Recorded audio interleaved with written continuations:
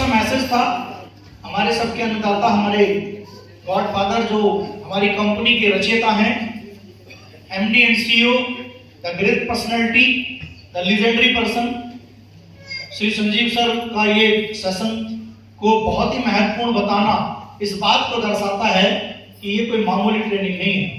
जिस ट्रेनिंग का आप हिस्सा बनने जा रहे हैं, ये ट्रेनिंग हर आदमी के नसीब में नहीं होती है। लोग जब ये ट्रेनिंग खत्म होगी तो इसके बाद जो लोग नहीं आए हैं वो ये कह रहे होंगे कि हम अगले साल की ट्रेनिंग में जरूर जाएंगे। आप सबके फोटो देख के, वीडियो देख के बोलेंगे वो लोग, बट ईश्वर जानता है कि वो इस मीटिंग तक अगले साल आएंगे या नहीं आएंगे। आएंगे तो तब ना, जब वो इस बिजनेस में बने रहेंगे। हमारे यहाँ कहते हैं जिंदा रहेगा तब आएगा ना, मतलब कि इस बिजनेस में जिंदा रहेगा। मैं किसी के मरने की बात नहीं कर रहा, परलोक से धारने की बात नहीं कर रहा। वो इस बिजनेस में जिंदा रहेगा या नहीं रहेगा। अगर किसी को इस बिजनेस में 5 साल तक जिंदे रहना है, इस बिजनेस के माध्यम से करोड़पति अरबपति बनना है, अपने सारे सपने पूरे करने हैं, तो 4-5 साल तो भूल जाओ, ये आपके है ही नहीं, AWPL के हैं। समझ रहे कि नहीं? जो ऐसी कल्पना कर सकता है कि मैं 5 साल तक आंधी तूफान बरसात गरीबी अमीरी सारे झटके झेल जाऊंगा, लेकिन असली केस की 5 SOS हर कीमत पे जाऊंगा, मेरी सरता इस हॉल में बैठा हुआ एक आदमी भी ऐसा नहीं होगा जो 5 साल से लगातार SOS आ रहा है और कम से कम सफायर, स्टार सफायर, डायमंड ना बना हो। एक सिंगल आदमी भी इस कंपनी में ऐसा नहीं है। या तो वो सिस्टम के अंदर होगा, 5 साल के अंदर डायमंड होगा, या फिर वो सिस्टम से बाहर होगा। ये बात तय है, निश्चित है। ये वरदान लगा हुआ है AWPL को कि 5 साल तक लगातार 5 SOS जो करेगा उसका अचीवमेंट डायमंड से कम हो ही नहीं सकता। और मैं आपको बता दूं, जब कोई अच्छा काम हम करते हैं तो उसके पीछे अच्छी और बुरी दोनों प्रकार की शक्तियां लग जाती हैं। अच्छी शक्तियां लगती हैं आपको अच्छे कर्मों में ले जाने के लिए, और बुरी शक्तियां लगती हैं उस कर्म से रोकने के लिए। सही है? किसी की कुंडली पे उसकी बीवी बैठ जाएगी ऐसे फन बना के, जाने नहीं दूंगी, ये तेरा रामेंद्र, ये तेरा आदित्य रोज तुझे घसीटे फिरता है, इसी बहाने तू 4 दिन मेरे पास तो रहेगा। इन्हें जाने दे, ये 4 दिन SOS में अपना करते रहेंगे टुन मुंटुन, तू 4 दिन मेरे पास रहेंगे, तुझे 4 दिन कम से कम फोन तो नहीं करेंगे, इसी बहाने 4 दिन मेरे पास रहेगा। तू इधर उसकी गर्लफ्रेंड बैठ के कुंडली मार के, तू रोज आदित्य के चक्कर में पड़ा रहता है, वो तुझे घसीट के रोज फील्ड में ले जाता है। अरविंद राजकुमार आए तो एक काम करिए, जाने दे, अपन 4 दिन मस्ती करेंगे। ये सब तुम्हारी बुरी शक्तियां हैं, ये तुम्हारे काम को खराब करने वाली हैं। सही है? किसी का दोस्त उसकी टांग खींच लेगा, तुझे क्या मिला? तू 1 साल से भाग रहा है, तू रूबी स्टार हुआ मुश्किल से, तेरे को कार्ड दिला दी, तू मत जा, पैसे बच जाएंगे 10-15 हजार रुपया तेरा। तो ये सब जितने भी एक्सक्यूज होते हैं, ये जितनी भी चीजें हैं, इन्हें आप ऐसे मानो कि नेगेटिव ताकतें हैं जो आपको किसी भी अच्छे काम से, कंपनी में डैमर बनने से रोक सकती हैं। आपको सिर्फ एक काम करना है कि अपने सीनियर की बात माननी है, और 5 साल तक इस बिजनेस के अंदर सबसे पहली प्राथमिकता जो होनी चाहिए हमारी इस बिजनेस को होनी चाहिए। सारी चीजें बाद में है, सबसे पहले है AWPL। घर वाले भी बाद में है, पहले AWPL है। अगर बिजनेस जिंदा रहेगा, जेब पैसों से भरी रहेगी, तो भाई साहब सब कुछ दोबारा हो सकता है। यस और नो? समय निकल गया हाथ से तो ये समय वापस दोबारा नहीं आ सकता। कितनी भी ताकत लगा लेना, बिजनेस दोबारा बना सकते हो, लेकिन ये समय जो आपसे पीछे ज्वाइन करेंगे वो आपसे आगे निकल जाएंगे, और ये गिल्टी आपको जीने नहीं देगी। इसलिए कहता हूं कि 5 साल बिजनेस में बने रहना मेरे दोस्त। यहां भी आज इस बिजनेस के अंदर, यहां इस मीटिंग में आज आए हैं, मैं शर्त लगाता हूं अगले साल की SOS में 40% लोग भी दोबारा नहीं आएंगे। मैं लिख के देने को तैयार हूं। आज इस मीटिंग में अपनी मर्जी से आप आए हो या जबरदस्ती लाए गए हो, ये मीटिंग 4 दिन तक बहुत ही वंडरफुल रहने वाली है, जबरदस्त रहने वाली है।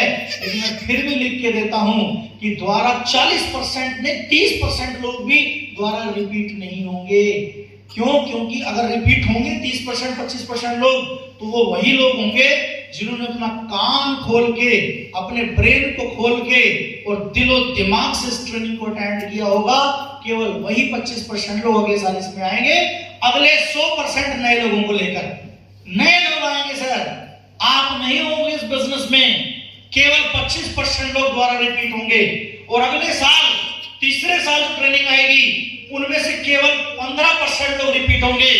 तीसरे साल की जो ट्रेनिंग आएगी 10% रिपीट होंगे, चौथे साल की जो आएगी 5 से 7% लोग रिपीट होंगे, और कुल मिला के सर 250 लोगों के नेटवर्क में से 8 या 10 डायमंड बनेंगे।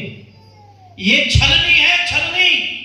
एसओएस लीडर छानने की मशीन है, आप इसे हल्के में लेते हो।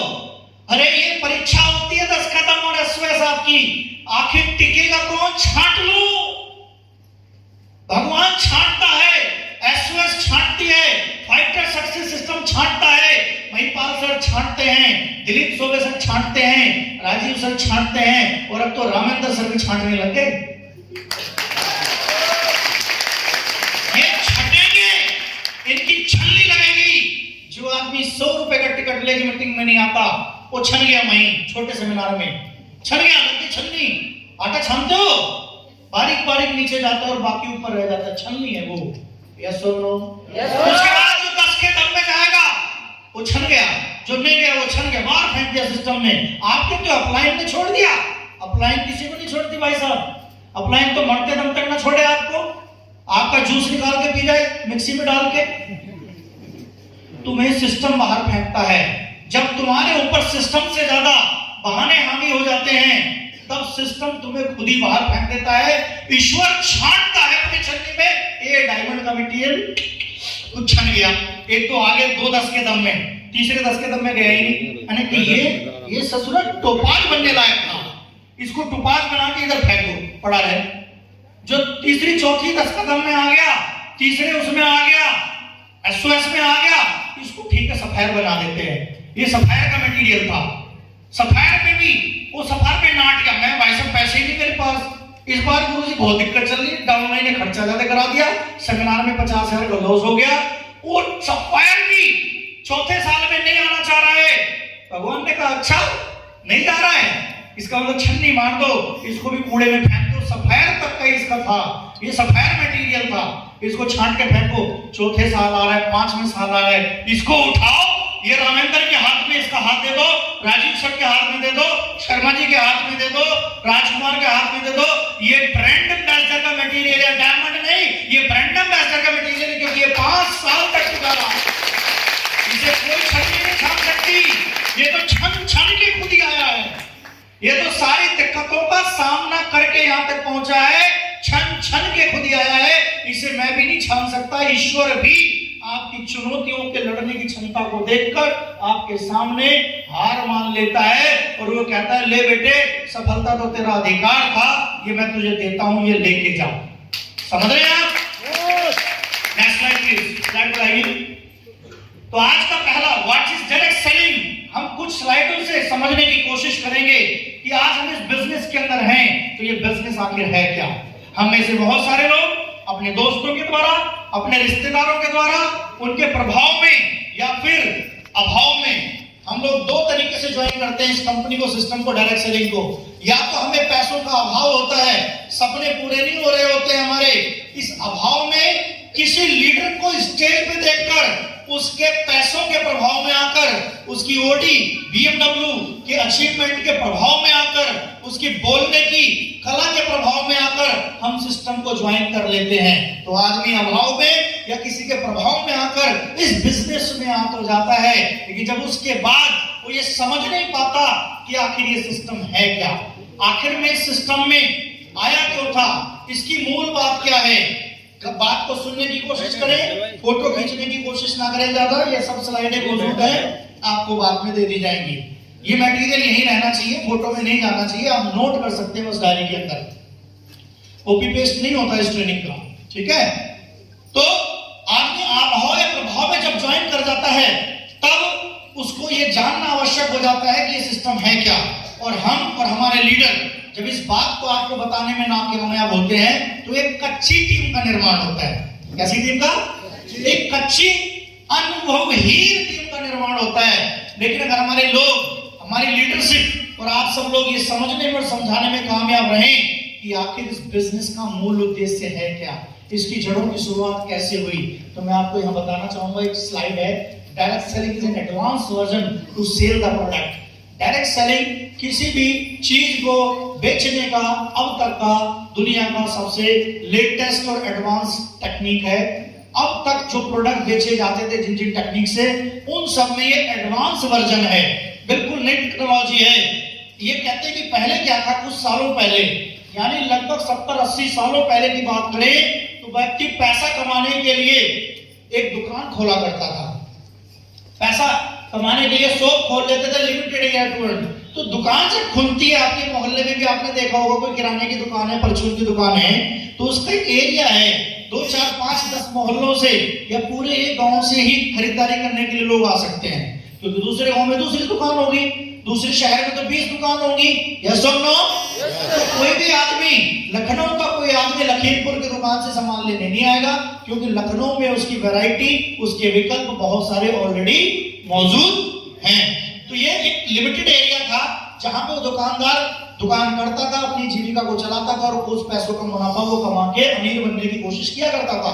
उसके बाद फ्रेंचाइजी सिस्टम आया, व्यक्ति ने अपना विस्तार किया, एक दुकान की जगह 2 दुकान बनाई, तीसरी दुकान खोल ली, चौथी खोल ली। उन सब दुकानों को खोलने में उसे लोगों की संख्या बढ़ानी पड़ी, यानी मैन पावर बढ़ानी पड़ी, पैसा बढ़ाना पड़ा, दुकानें खरीद के इन्वेस्टमेंट करना पड़ा, पहले जगह खरीदनी पड़ी, यानी लाखों करोड़ों रुपए की इन्वेस्टमेंट हुई, तब जाके 4, 6, 10 दुकानें अलग अलग शहरों में, अलग अलग मोहल्लों में खोली गई। इसका मतलब इतना काम तो आप और हम नहीं कर सकते। यस और नो? जवाब देते रहिए, यस और नो? हम सब लोग 10-20 दुकानें खोलने का पैसा रखते हैं क्या? रखते हैं क्या?